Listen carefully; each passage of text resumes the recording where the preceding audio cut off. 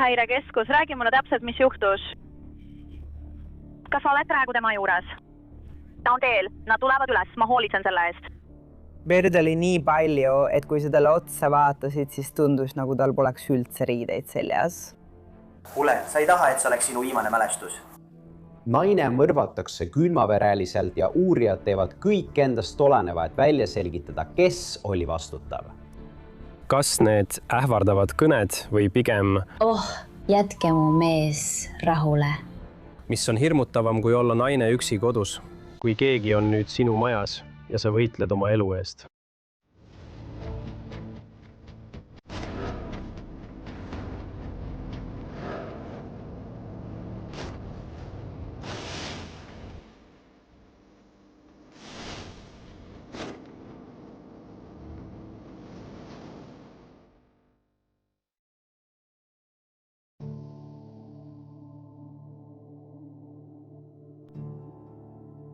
See on Tamarack, Florida. See on väga rahulik eeslinn Fort Lauderdale'i lähedal. Minu vanaema elas seal kunagi. Tamarack, Florida, Brewardi maakonnas on väga perekeskne koht. See on üsna vaikne piirkond Broward. See on valdavalt natuke vanema elanikkonnaga piirkond. Seal elas palju pensionäre. Ma ei pea seda kõrge kuritegevusega piirkonnaks. Aga 13. juulil 2022 umbes kell 15.00 tehti hädaabikõne häirekeskusele. Ja kui esmareageerijad sündmuskohale jõuavad, kohtub helistaja nendega selle kortermaja ees õues. Ei! Kas sa näed politseid? Onko? Brewardi šerifi büroo sai 911 kõne meessoost isikult, kes ütles, et ta tuli sõbrale külla. Kui keegi ei vastanud, proovis ta esijust ja leidis selle lukust lahti olevat. Esijust avades leidis ta naise umbes 3 meetri kauguse luksest vereloigus lebamas. Jaa, see on see siin. Kas sa oled praegu nendega koos? Jah, ma olen praegu nendega koos. Sa oled siin, okei. Hästi, mine ja oota, sa saad nendega rääkida. Kas ta tuli kaasa? Ei, koos emaga. Aga tema ema on stewardess. Ei, seal pole kedagi. Kuidas sa sinna majja sisse pääsed? Minu lemmik. Ära puutu midagi, ma võtan ta tagantpoolt peale, oote korraks. See 911 helistaja Roberto Robinson juhatab esmareageerijad oma tüdruksõbra 23-aastase Kayla Hodgsoni korterisse. Next number? Kuidas sa ligi pääsesid?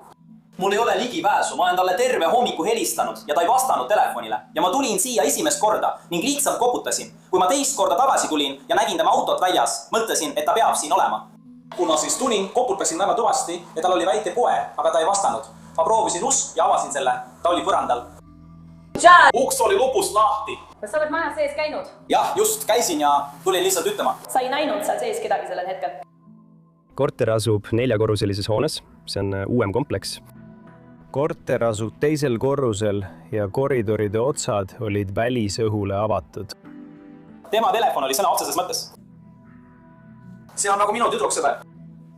Kohe siin. Ei mingeid lapsi. Lihtsalt nappiimad. Vasak kule. Üks inimene peab sisse minema. Nii ongi.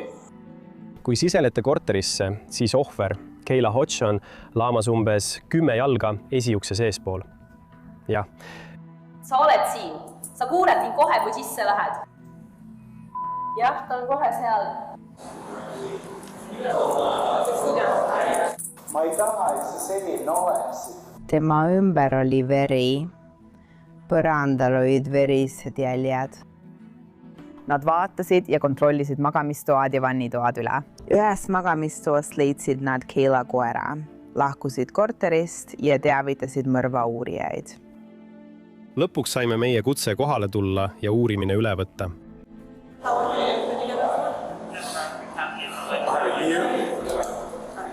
Ja siis on tüdruksõbra kollane. Ja ma ei teadnud, see on nagu... Me lihtsalt lollitame. Ei. Kaina ema, meil on väga kahju, et teate sellest äli minema. Me teeme kõik, mis võimalik, et teid aidata. Meil on teie miljon küsimust. Palun, olge veer kannatek. Tundub, et veres on lohistamisjäljed. Ja kuhu lohistamisjäljed viisid, see viis Kayla pea juurde. Ja Kayla oli põrandal. Ta oli uskumatult verine.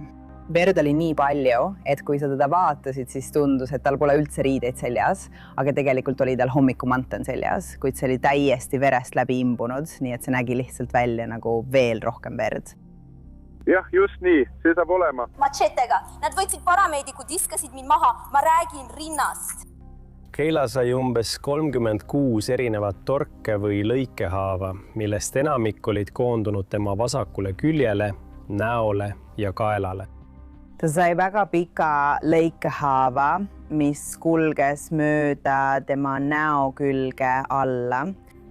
Ta sai ka torkehaava kaela, mis läbistas tema kägiveeni.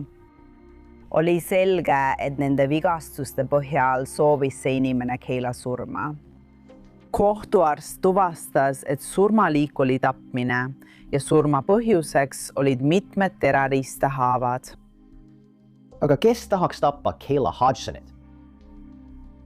Keila oli särav ja rõõmsameelne naine oma 20-ndates, kes näis elavat oma parimat elu.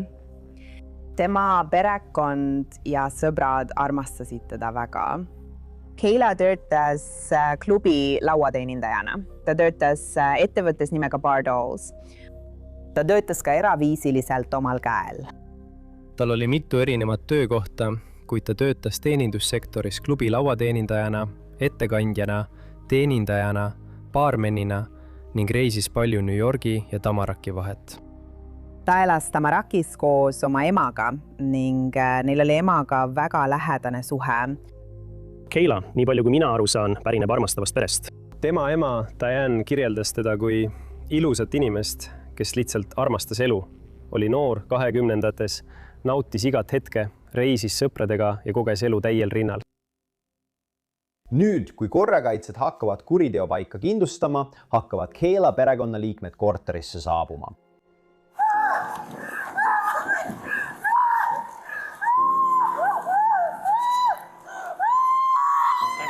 Ma pean ütlema, et see teeb tema kehale haiget. Kuule, millal sa viimati temaga rääkisid? Millal sa viimati oma nõuga rääkisid? Ta rääkis Instagramis, ma arvan, eile. Ma näen oma nõbu. Oh, meed inimesed. Kuule. Kus ta ema on? Ta ema on stewardess. Ta töötab lennul. Ma sain lõpuks temaga ühendust. Ta tuleb praegu tagasi. Keila nõbu sai teada, et Keila on surnud ja ta oli väga endast väljas. Mõistetav.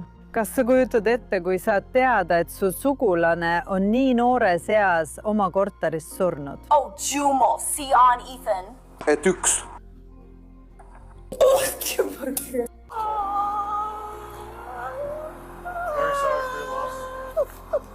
Mis su nimi on, Emilia? Melanie! Melanie! Kas keegi on siin sinuga, Melanie? Olgu, lähme nüüd sinu juurde tagasi. Lähme sinna. Ma ei ravi püsti tõusmisel. Tule. Tule, me aitame sind. Keila ema Diane jõuab koju vaid 5 tundi pärast seda, kui tema tütre surnukeha avastati. Keila elas koos emaga selles korteris, kuid ema oli stewardess ja töötas sel ajal lennul, kui see juhtus ning talle tuli sellest teada anda. Ta pidi saama telefonikõne, mis teatas talle, et tema tütar on surnud. Ema, kas sa tahad istuda? Te võite siin olla, kui soovite. Kas me võime sinna minna?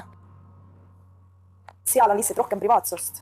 Ma saan aru, proua. Me toome surnukeha varsti alla. Ja Keila vend on nüüd samuti jõudnud Keila ja tema ema korterisse. Ma tean.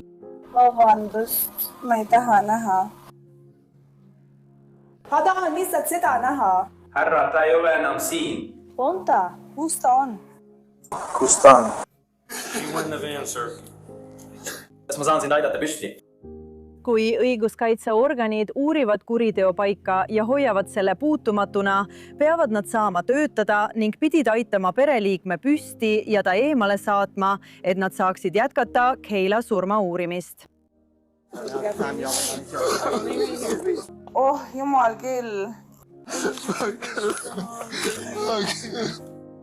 Politsei kehakaameraga jäädustatud täiesti laastavas stseenis palub Keila perekond luba palvetada Keila keha juures, enne kui ta surnukuuri viiakse.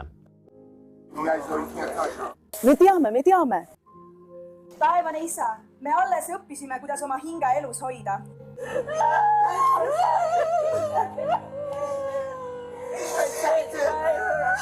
Võtke oma käsivartest kinni, võtke oma käsivartest kinni. Käsivartest. Kuula! Sa ei taha, et see oleks sinu viimane mälestus. Ma luban. Ma luban. Sa ei taha, et see oleks sinu viimane mälestus. Aitäh. Hästi. Mul on sinust väga kahju. Emme, kus on see mees, kes majas oli? See mees oli hajameelne. Kas ta on kinni peetud? Kas teda uuritakse? Muidugi peavad uurijad üle kuulama inimese, kes leidis Keila keha. Tol ajal 31-aastase Rovelto Robinsoni. Härra, mul on väga kahju teie kaotuse pärast. See on poiss sõber. Jah, midagi sellist. Hästi. Miks me ei astu läbi Cashcarist ja ei võta teilt avaldust selle kohta, kuidas kõik juhtus? Üks esimesi asju, mida me sündmuskohal teeme, on tunnistajaga rääkimine. Minu partner jõudis sinna minust veidi varem, nii et ta oli juba sellega alustanud ja andis mulle lühikese ülevaate sellest, mida hädaabinumbrile helistaja oli öelnud. Seejärel kohtusin ka mina temaga. Kas sa mäletad, millal sa esimest korda proovisid Keilaga ühendust võtta? See oli vara, nii et ilmselt umbes 10 või 11 paiku. 10 või 11 paiku, kuidas sa temaga ühendust võtsid? Ma helistasin talle. Ma helistasin talle mitu korda. Ta nimetas. Keilat nimetas ta oma moodi tüdruksõbraks ja taas viitas ta sellele, et kuigi nad olid sõbrad, olid nad siiski rohkem kui lihtsalt sõbrad. Võib-olla nad ei olnud ainult teineteisega, aga ta oli omamoodi tema tüdruksõber. Sa arvad, et see oli 10 või 11? Ma arvan, et sa tahtsid kontrollida, aga sa ütlesid, et kustutasid selle sõnumi. Jah. Ma kustutasin selle, sest ta ajas mind närvi, kuna ma arvasin, et ta ignoreerib mind, sest ma olin just tagasi tulnud oma tüdruku juurest. Nii et tavaliselt me käime läbi nende Chicago tänavate, käin oma tüdruku juures. See häiris teda või midagi sellist. Nii et ta teadis, et sa käisid salaja mingi tüdruku juures. Jah. Mina ja tema oleme oma olukorra suhtes väga avatud. Hästi. Kui kiiresti sa kustutad sõnumid ja telefonikõned? Pärast seda, kui ma siia tulin, ei näinud ma tema autot. Ja ma koputasin uksele, aga ta ei vastanud. Nii et ma mõtlesin, nüüd olen ma vihane. Ta suudis neile ka öelda, et ta oli Keilaga tülis ja kustutas kõik tema kontaktid. Nüüd nad üritavad välja selgitada motiivi ja isikut, kes tappis Keila. Ja kui sa kuuled, et ta oli piisavalt vihane, et kõik kontaktid kustutada, peavad nad asja edasi uurima. Cass tähendas, et ta oli piisavalt vihane, et Keilale veel midagi teha.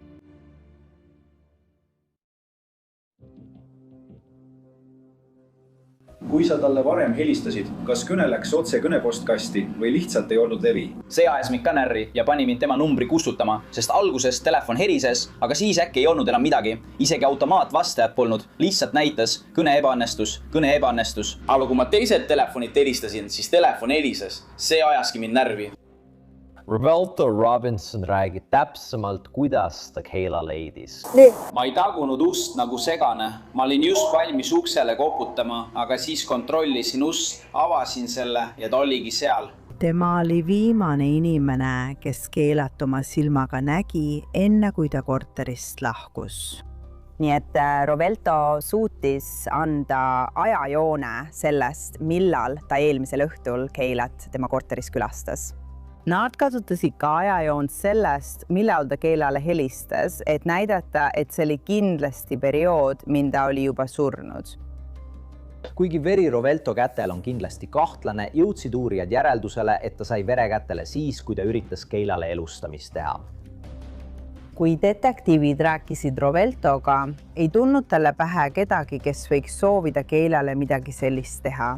Ja kuigi tal oli ka New Yorgist tüdruksõber, kinnitas ta õiguskaitseorganitele, et tema tüdruksõber oli tol päeval New Yorgis.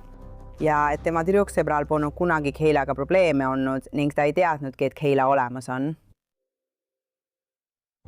Surnukuuris annab Keila keha uurijatele vihje selle kohta, kes võis talle seda teha. Arvukad kaitsevigastused, mida Keila sai, näitasid meile, et Keila võitles oma elu eest kuni lõpuni.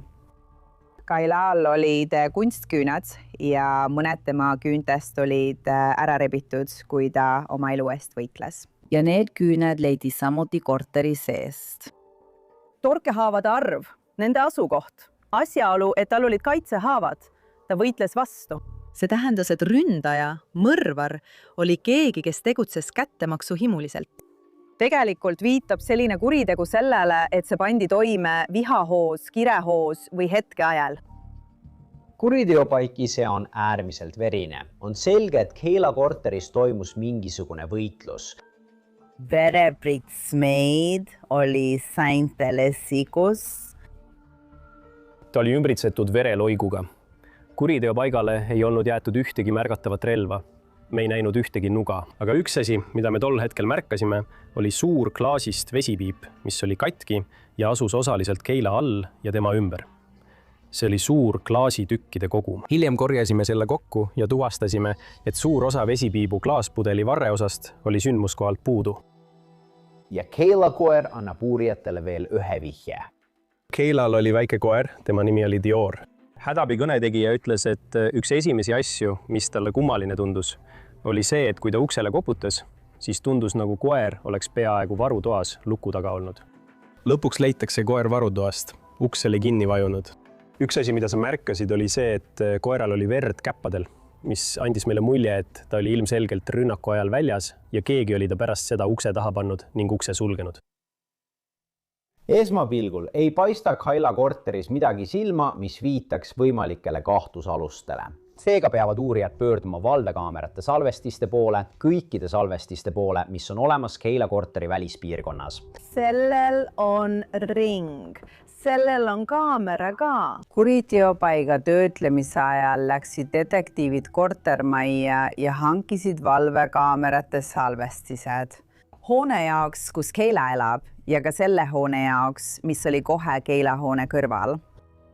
Keila korter asus teisel Borussel. Mõlemal pool tema korterit olid koridori vastasküljel 2 erinevat korterit ja mõlemad olid varustatud uksekella valvekaameratega. Kahjuks läänepoolne kaamera ei töötanud korralikult. See oleks olnud parim, sest see näitas osa Keila uksest. Võib-olla oleks see jäädvustanud ukse juures toimunud vahetuse. Aga Keila korteri idaküljel oli valve uksekella kaamera ja me suutsime selle salvestise kätte saada. 6 korteriga. Valvekaamera ja ringi uksekella salvestise käes hakkavad uurijad koostama ajajoont. Kortermaja valvekaamera ja ringi uksekella kaamerate salvestised kattusid Rovelto sündmuste ajajoonega, tema minekuga Keila korterisse ja ajaga, mil Keila tööle lahkus. Nii et Rovalto Robinson ei ole siin enam ametlikult uurimise seisukohalt oluline isik. Me nägime, millal Keila lahkus ja millal ta sel õhtul koju tagasi tuli. See ajakava oli seega oluline. Saime sealt edasi hakata tõesti laiemalt uurima, vaadata, kes sel hetkel kompleksi territooriumil liigub. Õiguskaitseorganid märkasid isikut, kes saabus kortermajja umbes kell 2 öösel ja keda peeti uurimise seisukohalt oluliseks.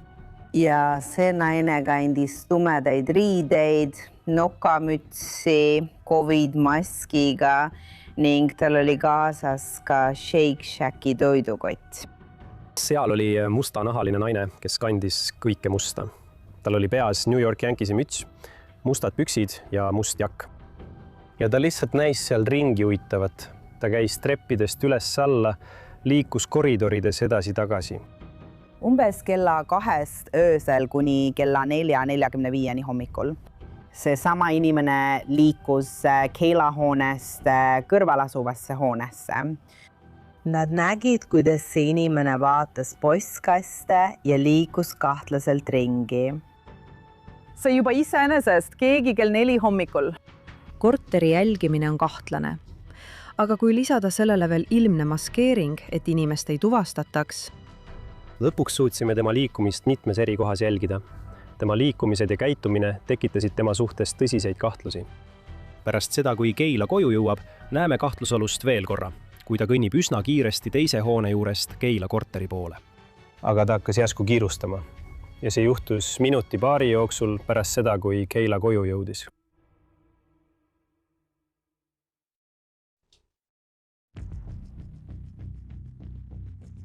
Detektiivid nägid, kuidas kahtlusalune kõndis mööda ustest, mis viisid Keila korteri juurde. Me ei näe kahtlusalust videol uuesti peaaegu tunni aja jooksul. Kohe oli aru saada, et tegemist oli sama kahtlusalusega juba tema kehaehituse järgi. Tal oli väga eristuv kehaehitus ja nüüd kandis ta teistsuguseid riideid. Kahtlusalust nähti kaameral väga selgelt Keila kortermajast lahkumas. seljas pusa, mille Keila ema tuvastas nende kodust pärinevana. Samuti oli seal paar sandaale, mida Keila ja tema ema mõlemad kandsid ning kahtlusalust nähti nendes sandaalides lahkumas. Katlusa Luune kandis ka poekotti, mis tuvastati samuti sellest korterist kaasa võetuna. Minu arvates on sellel nii palju erinevaid põhjuseid, miks see kahtlane tundub. Esiteks, miks ta kannaks Keila riideid? Teiseks, miks ta üldse riideid vahetas? Ja kolmandaks, kas ta üritab lihtsalt oma välimust varjata ja võib-olla panna inimesi arvama, et korterist lahkus hoopis Keila? Kui detektiivid nägid, et kahtlusalused lahkusid erinevates riietes, oli see kindlasti kahtlane. Aga kui lahkudes kantakse ohvri riideid, siis see ütleb meile, et see kahtlusalune oli kindlasti Keila korteris, sest see oleks ainus viis nende esemete saamiseks. Keila Hodgsoni küüs annab uurijatele veel ühe vihje. Keila küntelt leitud DNA töödeldi ja see DNA kuulus ühele naissoost isikule. Kes siis täpselt on see salapärane naine, kes jäi valvekaamera lindile? Uurijad räägivad inimestega, kes tundsid Keilat kõige paremini. Detektiivid püüdsid siis välja selgitada, kellel olid Keilaga probleemid. Kas oli keegi Keila elus, kes oleks tahtnud, et Keila sureks? Kui nad rääkisid Bardalsi omanikuga, Keila tööandjaga, siis tema ei osanud kedagi nimetada, kellel oleks olnud Keilaga probleeme. Kui nad rääkisid Keila emaga, siis ainus asi, mida Keila ema teadis, oli see, et üks tüdruk oli tema telefonile naljakõnesid teinud, aga tal polnud selle kohta rohkem üksikasju. Võtsin ühendust mõne Keila sõbraga ja palusin neil minuga kohtuda, et näha, kas leidub keegi, kes vastab sellele kirjeldusele ja kellega Keilal võis olla probleeme. See oleks Janissa Tate'i lindistatud vande all antud ütlus. Me oleme täna siin, et arutada Keila Hodgsoni surma ja minu arusaamist mööda oled sina Keila parim sõber. Kas see on õige?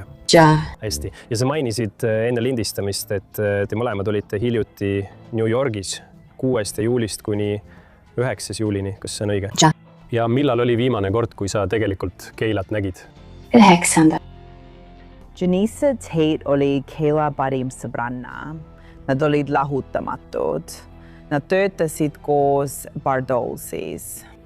Kus iganes Keila oli, seal oli ka Janissa. Nad reisisid koos New Yorki. Nad töötasid koos pidudel New Yorgis.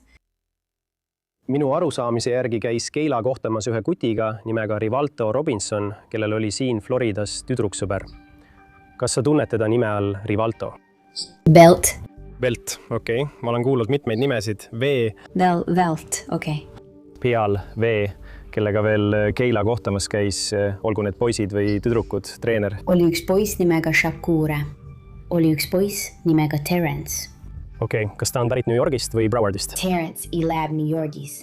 Ja kas Terence on ainus, kes on pärit New Yorgist? Me suutsime selle seose kindlaks teha Keila ja selle New Yorgis elava isiku vahel, kelle nimi on Terry Thermogene.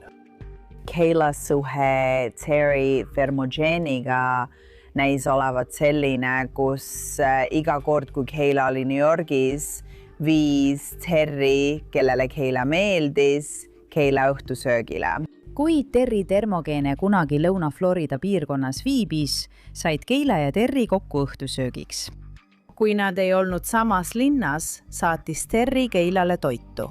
See oli kõik, mida me nende suhtes teadsime. Nüüd on siin veel üks hea vihje. Selles jälgimiskaamera salvestises kandis see salapärane naine Keila korteri juures toidukotti.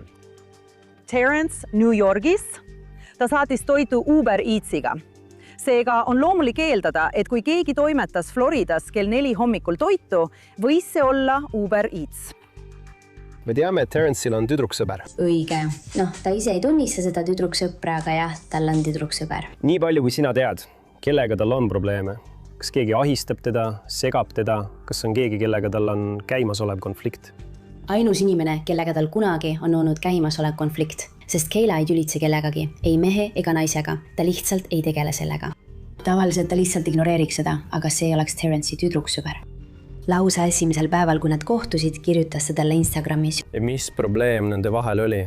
Põhimõtteliselt võttis ühendust Keilaga, et teada saada, kas Keila oli selle härraga, Terence'iga.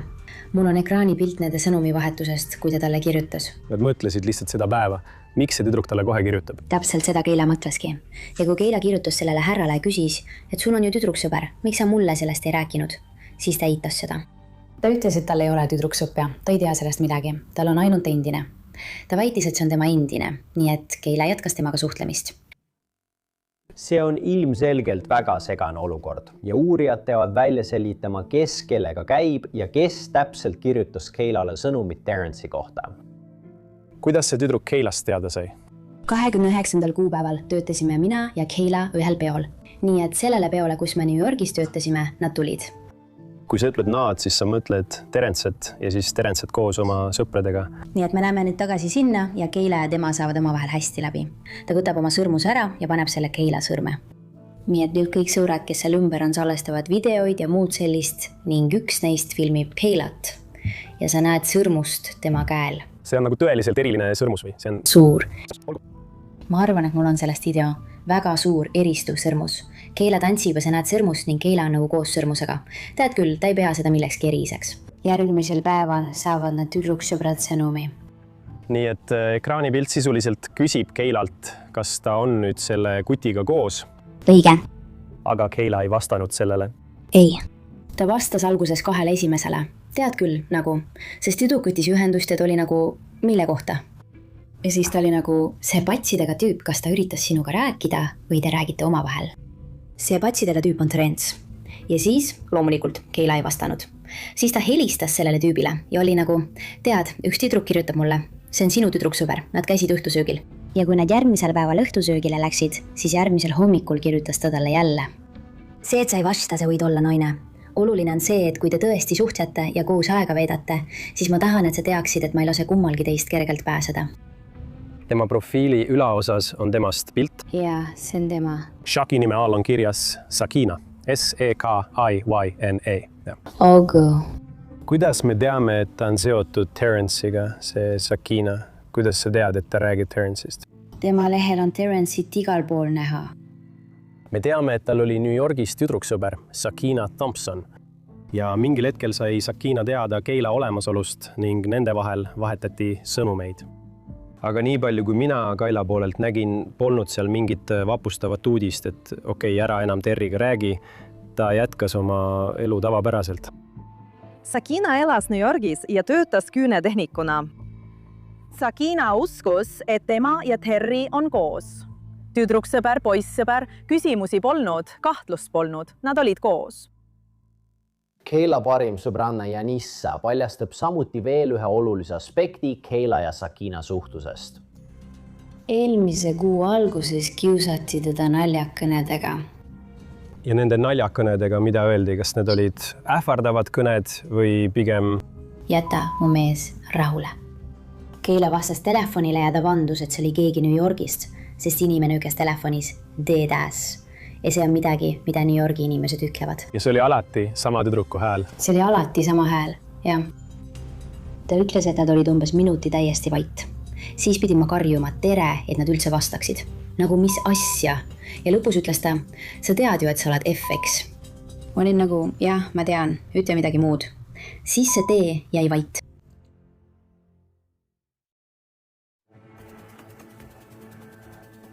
Päeval, kui Keila leiti oma korteris surnuna, mainisid nii tema ema Diana kui ka tema naebele poissõber Rovelto Robinson oma ütlustes politseile midagi, mis osutus oluliseks vihjeks. Kas on midagi, mille peale sa mõtled, mida ma ei küsinud, aga mis võiks olla oluline? Tal ei olnud probleeme. Ta näeb väga rõõmus välja. Ainus asi oli see, et paar nädalat tagasi sai ta nagu naljakõnesid, aga ta ei rääkinud sellest täpsemalt. Saime sõpradelt ja perelt infot, et Keila oli hiljuti viimaste nädalate või isegi paari kuu jooksul enne tapmist hakanud saama seda, mida ta ise nimetas naljakõnedeks ühelt naiselt. Keila parim sõbranna, Janissa Tate, keda Browardi maakonnas politsei küsitleb, avaldab, et ta nägi Sakina Thompsoni isiklikult New Yorgis. Ta helistab talle kogu aeg, kui ta sinna sõidab ja ütleb talle, ära mine sisse, palun ära mine sisse, ma palun sind, ära mine Showtime'i sisse, ära mine sisse. Ja ma vaatan teda ja ütlen talle, et tüdruk peab sees olema, tead. Pole muud põhjust, miks ta ei taha, et sa sisse läheksid. Nii et me jõudsimegi Showtime'i juurde ja ta helistab talle, sest näeb, et me pargime. Ja ta ütleb, tule mu auto juurde. Nii et ma ikkagi läksin sisse. Ma kirjutasin talle kõigepealt ja ütlesin, et tüdruksõber on siin. Ma nägin teda baari lõpus ootamas. Nii et sa nägid teda seal ja ta lihtsalt istus seal üksi. Kas ta oli kellegagi koos? Üksi. Käed risti baari lõpus. Tema ees polnud jooki. Ta lihtsalt istus seal. Aga seal olidi see mees, kellega ma pidin kohtuma. Ja ma kallistasin teda. Ja siis ma vaatasin alla ja nägin teda. Ja kui ta mind nägi, vaatas ta mulle otsa. Siis vaatas ta minust mööda ja ei näinud Keilat. Nii et ta istus jälle natuke, tead küll, oodates, kas Keila tuleb. Siis pandi koht kinni ja ta tõusis püsti ning lahkus. Nii et Keila ei tulnudki sisse. Nad läksid koos teise kohta, mees ja naine. Kuna Janissa teab, kuidas Sakina välja näeb, näitavad uurijad talle valvekaamera salvestist õhtust, mil Keila mõrvati. Kui Janissa vaatas kortermaja valvekaamera salvestist, tundis ta ära ühe asja, kahtlusaluse profiili. Ta märkas, et videos olnud naisel oli suur rins. Ta tundis ära kahtlusaluse kõnnaku. Mis selles videos pani sind mõtlema Sakinale? Ta on väga jässakas. Ta kõnnib rinnad kõrgel ja tal on selline raske kõnnak. See on väga eriline kõnnak. Nagu sinulgi on eriline kõnnak, sest sinu rind on selline ja temal on tohutult suured rinnad ning tema näo küldvaade annab sellele lihtsalt kaalu. Ja siis tema kõnnak on lihtsalt väga jõuline. Ta trampib kõndides. Tal on raske samm. Jah. See lihtsalt teebki asja loogiliseks, et see on tema. Ta oli tõesti vaimselt veider. See tüdruk ei jätnud Keilat rahule. Pane tähele. See tüüp räägib paljude teiste tüdrukutega New Yorgis. Ma olen käinud New Yorgis ja väljas käies on ta mingi teise naisega. Aga ma arvan, et kuna Keila oli väga ilus, siis Terents jälitas teda ja oli väga järjekindel ning pingutas selle nimel. Ta lennutas ta kohale, ta saatis talle süüa, ta oli tõesti järjekindel. Ma arvan, et talle tundus, et Keila on talle oht. Lõpuks suutis üks tema sõpradest anda mulle selle naise, Sakina Thompsoni Instagrami lehe. Tere, minu nimi on Sakina, ma olen pärit New Yorgist. Ma olen täiskohaga Künetenik. Ma ei teagi täpselt mida öelda, aga tere tulemast minu kanalile. Ma ei tahtnud, et esimene video hakkaks kohe mingi teemaga pihta, aga ma hakkan siin iluteemadel tegutsema. Peamiselt küned ja make, swatchid, sellised asjad. Ostuvideod, päeva näo make, põhimõtteliselt kõike. Detektiiv Kutšler sirvis siis Sakina Thompsoni Instagrami kontot. Ta märkas, et kahtlusalune kandis korterikompleksi valvevideos teatud riideesemeid. Kompleksi valvevideol oli näha rõiva brändi, mida ta leidis ka Sakina Thompsoni Instagrami piltidelt, kus ta kandis samu riideid. Ma olen selles filmis parim kõneleja üldse. Kahtlusalusel olid jalas Prada kingad ja täpselt samad Prada kingad leiti Sakina Thompsoni Instagrami profiililt, kus ta kandis neid samu kingi. Ta zoomis sisse ka hetkele, kui kahtlusalune hoidis oma mobiiltelefoni käes. Üks asi, mis tõesti silma paistis, oli tema mobiiltelefoni ümbris. Ühel hetkel videost teeskles kahtlusalune, et vaatab kortermaja postkaste ja samal ajal pööras oma telefoni ümber. Ja kui ta telefoni ümber pööras, nägin ma tema telefoni ekraanil taustapilti. Ja juhuslikult hoiab Sakina Thompsoni Instagramis ta oma telefoni käes ning sellel fotol on näha sama taustapilti.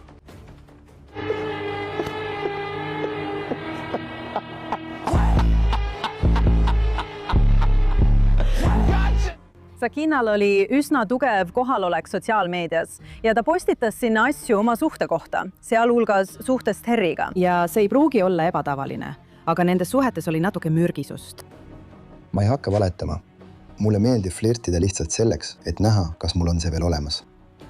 Aga kokkusaamine? Ei, see oleks hullumeelne. Iga kord, kui Keila küsis Terryt Sakina Thompsoni kohta, ütles Terry talle, et ta on hull. Ta on mu endine tüdruksõber, sa ei pea tema pärast muretsema. Ja see oligi ainus põhjus, miks Keila ei pööranud Sakina Thompsonile liiga palju tähelepanu. Sest Terry ütles talle pidevalt, et tegemist on lihtsalt hullumeelse endisega, kelle pärast ei pea muretsema. miks sa käitud nii närviliselt ja miks sa nii palju higistad ja miks sa näed nii näljane välja ja... Ei, kindlasti mitte, see pole see, mida sa arvad. See on suur arusaamatus, sa pead mind uskuma. Kuule, ma ütlen sulle, sa parem kuula mind. Sulle meeldivad kraabikuklikas, pole Kalmar? Ta rääkis sellest, kuidas ta lõid Territ ja kuidas Terri pettis teda ning muudest asjadest, mis võisid teda ärritada. Sa tead, et ma olen valmis kaklemaks. Sa tead, et ma olen valmis kaklemaks. Sa tead, et ma olen valmis kaklemaks. Sa tead, et ma olen valmis kaklemaks.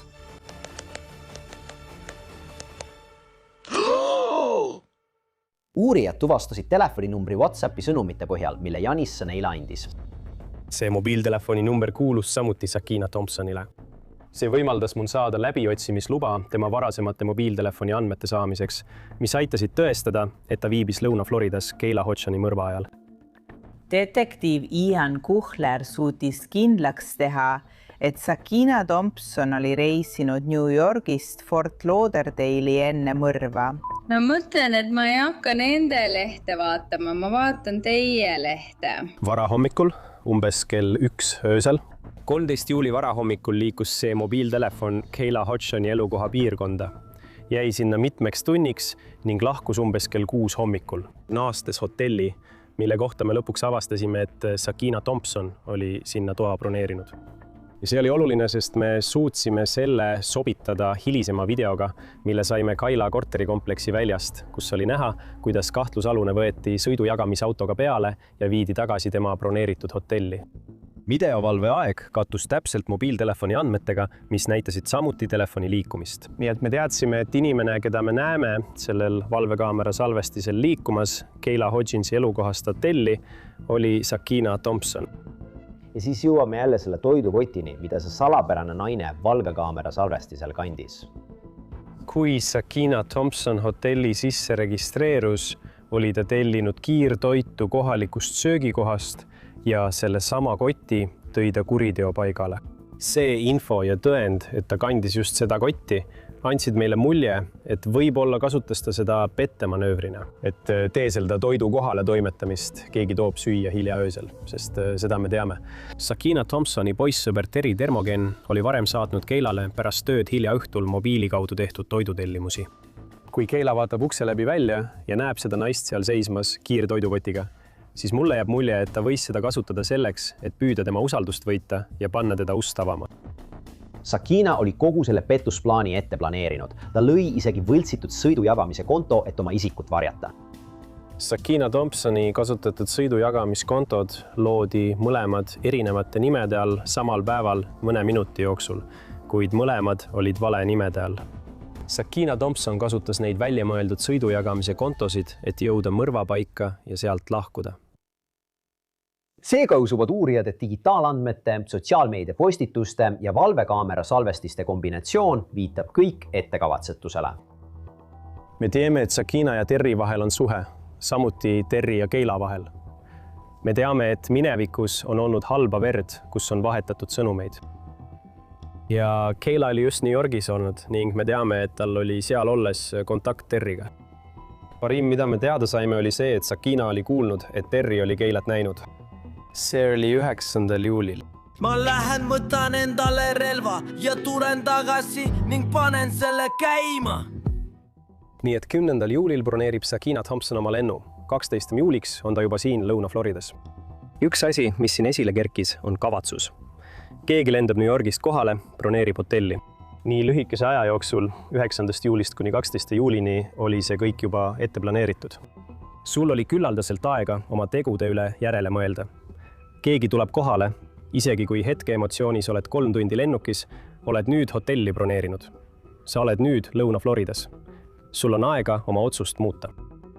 Ja uurijad avastasid ka, et peaaegu aasta enne mõrva näis Sakina jälitavat Kaylat digitaalselt. Hiljem saime teada, et esialgsed Instagrami suhtlused olid toimunud palju varem, kui meile alguses öeldi.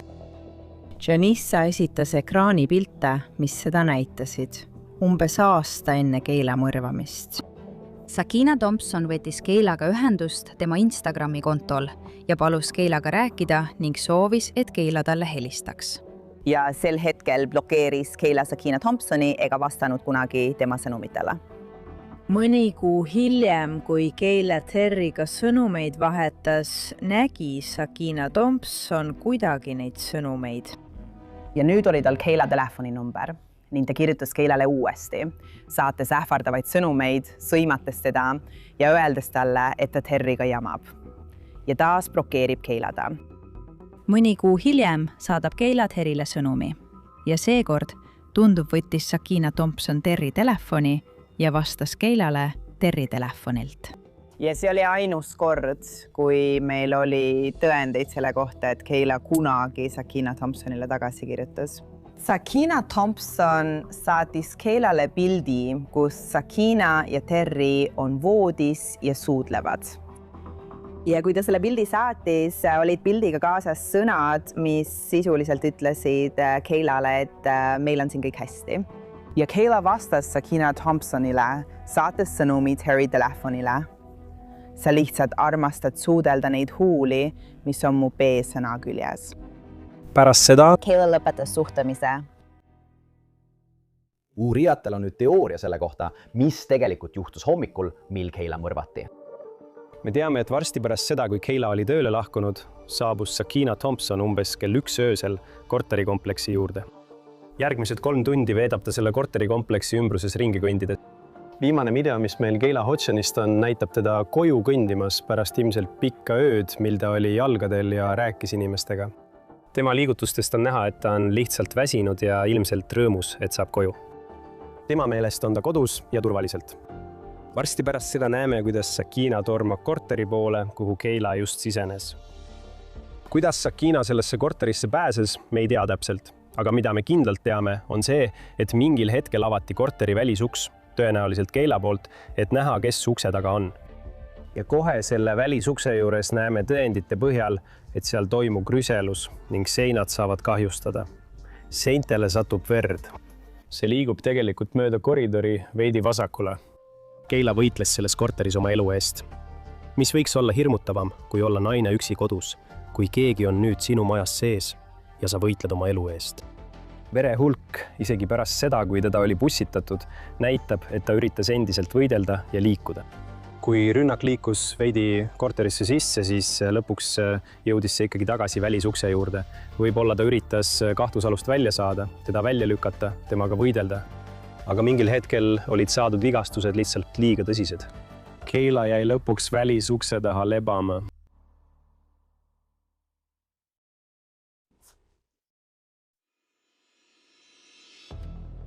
Selleks ajaks oli mõrva toimumisest möödas peaaegu 2 nädalat.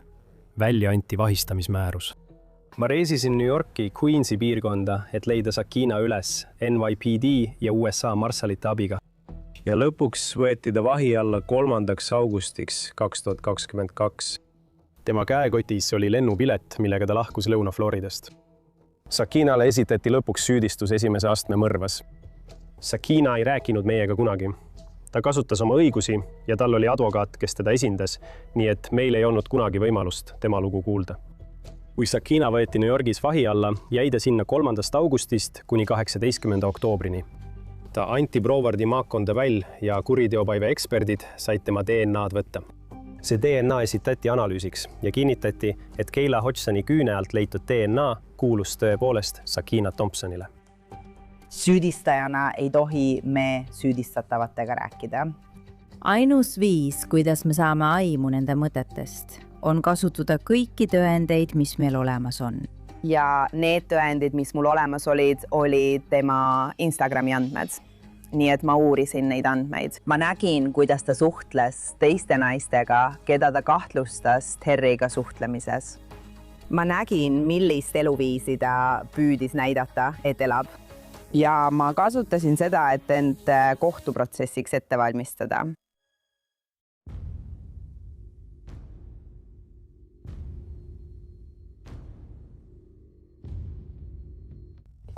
septembril 2025 algab Sakina Thompsoni kohtuprotsess ja see algab avakõnedega ja alustab prokurör Tanya Johnson. Kõik läks plaanipäraselt, välja arvatud vahelejäämine. Lohissas Keila tema enda veres ukse eest ära ja lahkus maskeerituna Keila riietesse. aga kaitsel on oma versioon sündmustest, mis viisid Kayla Hodgsoni tapmiseni. See naistevaheline vestlus, mida Sakina oli ette kujutanud, oli eskaleerunud. Kohtuprotsessi 9. päeval kutsub kaitse Sakina Thompsoni tunnistajapingile, et ta saaks enda kaitseks tunnistusi anda. Ta hakkas lihtsalt mu juustest kinni võtma ja mind lööma. Sakina andis ütlusi, väites, et see oli enesekaitse. Üks asi, mida vandekohus alati märkab, on süüdistatava käitumine, kui ta annab ütlusi, isegi siis, kui ta istub advokaadi laua taga. Ja tal oli üsna tuim olek. Ta ei olnud selle kõige suhtes eriti emotsionaalne. Ma ütlesin talle, et olen rase, nii et tundsin, nagu ta üritaks haiget teha mulle ja mu lapsele. Ma ei võidelnud ainult enda eest, ma võitlesin enda ja oma lapse eest. Sakina Thompson tunnistas, et kui ta läks Kaylaga silmitsi seisma naiselt naisele, oli ta 2 kuud rase. Seda on raske mõista, sest kui sa oled 2 kuud rase, siis miks sa üldse lähed silmitsi seisma kellegagi, keda sa pole kunagi kohanud? Võib-olla nad on vägivaldsed, võib-olla nad teevad sulle haiget. Sa ei tahaks üldsegi minna. Aga see võib ka vastupidist mõju avaldada. See võib panna vandekohtu tema vastu rohkem kaastunnet tundma, teades, et oli 2 kuud rase. Ta ootas last. Kui ta ütles Kaylale, et ta on rase, tunnistas ta, et Kayla sai vihaseks ja ründas teda ning Kayla üritas tema kõhtu lõigata. Ja just sel hetkel kaotas ta teadvuse ning kõik, mis pärast seda juhtus, ongi see, mis juhtus, kuigi ta ei tahtnud detailides tunnistusi anda. Kuid ristküsitusel seab prokuratuur kahtluse alla Sakina enesekaitse väite. Ta lõi mind rusikaga. Kuhu ta sind lõi? Mu näkku. Kuhu täpselt su näol? Mis seal juhtus? I don't remember, but Kas sa ei mäleta, kuhu ta sind näkku lõi? näos. Ma suutsin välja tuua, kes on Sakina Thompson. Sama ilme, mis tal oli, kui ta lendas tagasi New Yorki, oli tal ka tunnistajapingil. Kui sa võtad enesekaitseks kellegi elu ja see on õigustatud, siis on selles inimlik aspekt. Sa jätad mulje, et oled väga endast väljas, kui pead teise inimese elu võtma ja tal ei olnud tunnistajapingil seda ilmet. Ma mõtlen, see ongi põhjus, miks sa ta tapsid, eks? Jaa.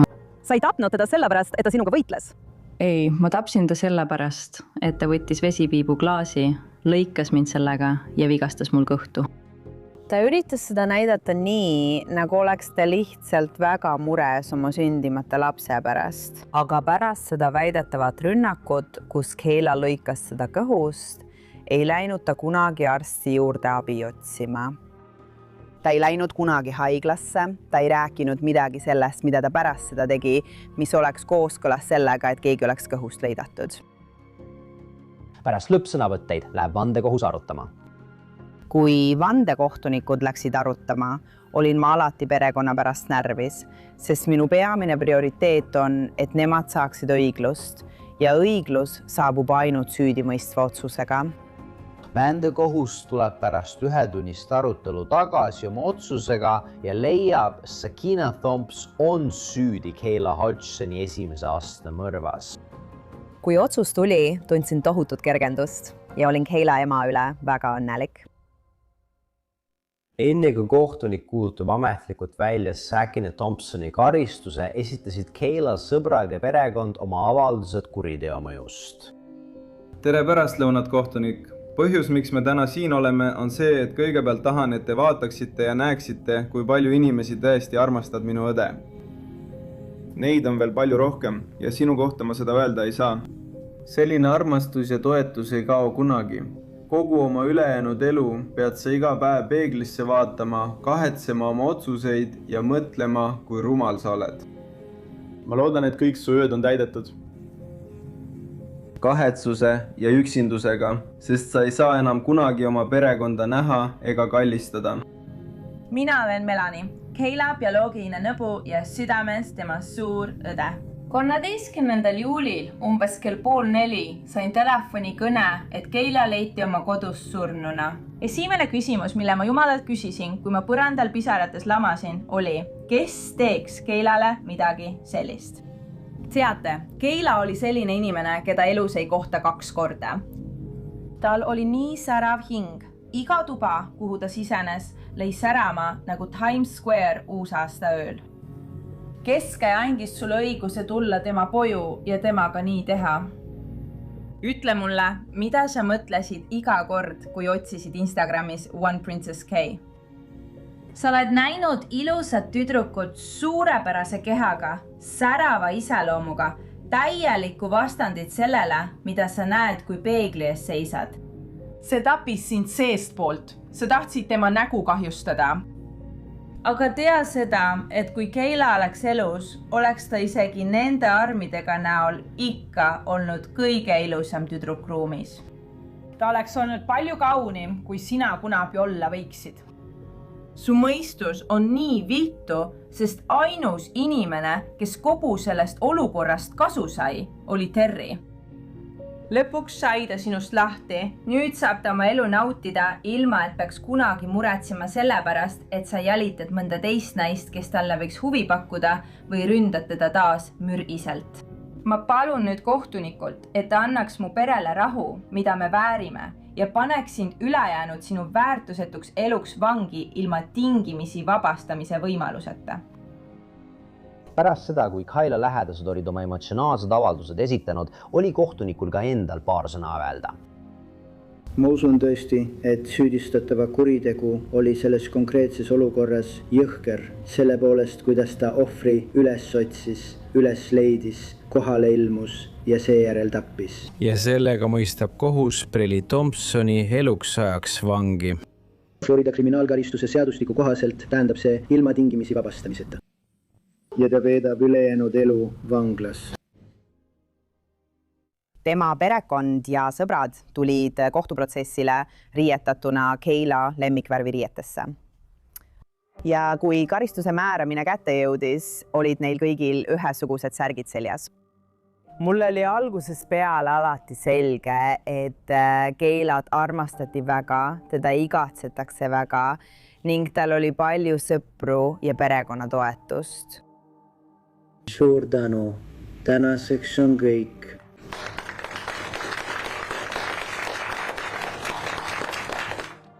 Sakina Thompson sünnitas oma lapse, kui ta oli vanglas. Kui ta lapse sünnitas, siis Terry, termogeen, tuli lõpuks päevavalgele või tuli varjust välja mingis mõttes ja saabus siia Lõuna-Floridasse, andes meile võimaluse temaga kohtuda. Ta oli härrasmees. Me arutasime juhtumit lühidalt. Ta soovis enne edasist tegutsemist oma advokaadiga rääkida ja pärast seda ei olnud meil enam võimalust temaga rääkida.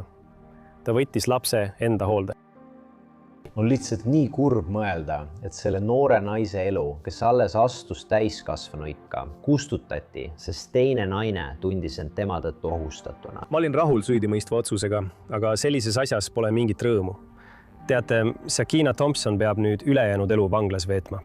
Nüüd on laps ilma emata. Ja siis on Keila Hodgson. Kõige tähtsam on see, et tema perekond ei saa teda isegi külastada.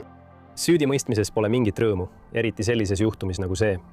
See on seotud ühe poisiga, noored tüdrukud kaklevad poisi pärast, kui seda lihtsustada. Aga tegelikkuses on sellest palju enamat ja selle taga on Sakina Thompson. Siin tulevad mängu tema vaimne seisund, moraal või mõttemaailm.